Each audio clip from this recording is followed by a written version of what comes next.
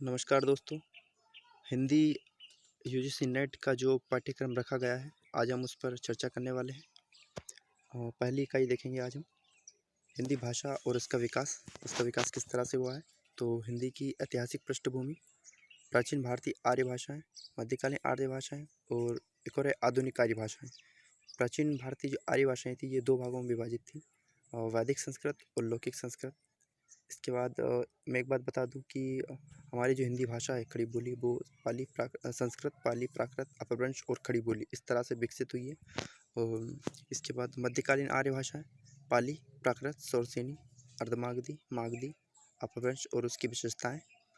और अगर मैं बताऊं तो अपभ्रंश जो है तीन भागों में थी। तीन रूप इसके देख सकते हैं: सौरसेनी अपभ्रंश, अर्धमागधी और मागधी। अपभ्रंश अवट शोरसेनी अपभ्रंश के अंतर्गत इसकी तीन उपभाषाएं हैं: पश्चिमी हिंदी, राजस्थानी और पहाड़ी। इनके अंदर कुछ बोलियां भी आ जाती है। अर्धमागधी के अंतर्गत पूर्वी हिंदी आ जाती है और मागधी के अंदर बिहारी हिंदी। इन्हें हम थोड़ा अच्छे से डिटेल में समझेंगे, अभी सिर्फ हम पाठ्यक्रम पर चर्चा कर रहे हैं। पुरानी हिंदी, आधुनिक भारतीय आर्य भाषाएं और उसका वर्गीकरण, हिंदी का भौगोलिक विस्तार, हिंदी की उपभाषाएं, जैसा कि मैंने अभी बताया, सौरसेनी की उपभाषा है पश्चिमी हिंदी, राजस्थानी और पहाड़ी। तो ये और इस तरह से अर्धमागधी की पूर्वी हिंदी, मागधी की बिहारी हिंदी, ये उपभाषाएं हो जाती हैं और इनके अंतर्गत बोलियां आती हैं।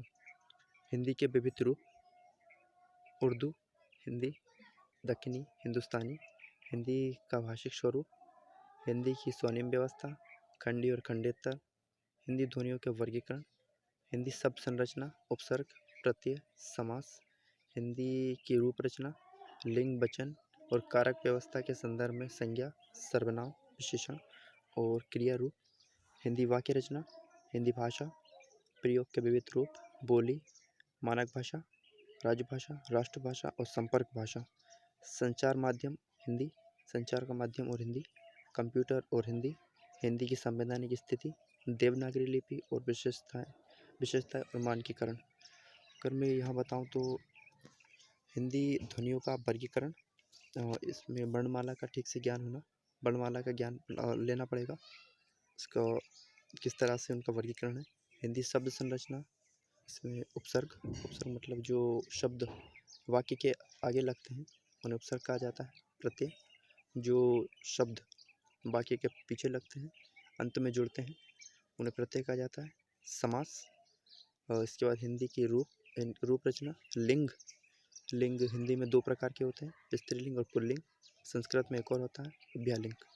वचन, इसी तरह से वचन भी दो ही होते हैं, एक वचन और बहुवचन। संस्कृत में तीन हो जाते हैं, इसमें एक वचन, द्विवचन और बहुवचन। हिंदी में सिर्फ दो ही है।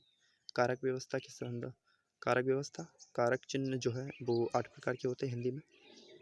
इसके अलावा संज्ञा, मतलब किसी के नाम आदि को संज्ञा कहा जाता है, किसी नाम, स्थान या वस्तु के नाम को संज्ञा। सर्वनाम, विशेषण, संज्ञा और सर्वनाम की जो विशेषताएं होता है उसे विशेषण कहा जाता है। क्रिया के रूप। अब हिंदी वाक्य रचना, हिंदी भाषा प्रयोग के विविध रूप, बोली, मानक भाषा, जैसे स्टैंडर्ड लैंग्वेज कहा जाता है। राजभाषा, 14 सितंबर 1949 अनुच्छेद 343 के तहत हिंदी भाषा को राजभाषा का दर्जा दिया गया है। इसके बाद राष्ट्रभाषा और संपर्क भाषा, तो हमारी जो संपर्क भाषा थे वो हिंदी ही हो सकती है। इसके अलावा राष्ट्रभाषा से दर्जा अभी दिया नहीं गया संवैधानिक तौर पर हिंदी बोलने वाले भारतवर्ष में की संख्या सबसे अधिक है। संचार माध्यम और हिंदी, कंप्यूटर और हिंदी, हिंदी की संवैधानिक स्थिति, जैसा मैंने बताया कि इसे सिर्फ अभी राजभाषा का दर्जा है, राष्ट्रभाषा का नहीं। और देवनागरी लिपि, हमारी जो हिंदी भाषा है वो देवनागरी लिपि में लिखी गई है। विशेषताएं और मानकीकरण, इसके अलावा लिपियाँ अलग अलग होती हैं, जैसे अंग्रेजी भाषा रोमन लिपि में लिखी गई है, पंजाबी गुरुमुखी में, चाइनीज़ चित्रात्मक लिपि में लिखी जाती हैं। उसी तरह से हिंदी जो है देवनागरी में लिखी जाती है। देवनागरी लिपि की क्या विशेषताएं हैं, वो सब इसके अंतर्गत आ जाता है। मानकीकरण, आज पहला इकाई हमारी यहीं पे ख़त्म होती है। इसके बाद हम दूसरी इकाई पर चर्चा करेंगे। अगर आपको मेरा वीडियो पसंद आता है तो हमारे चैनल को लाइक करिए, शेयर करिए, सब्सक्राइब करना बिल्कुल ना भूलें। Thank you.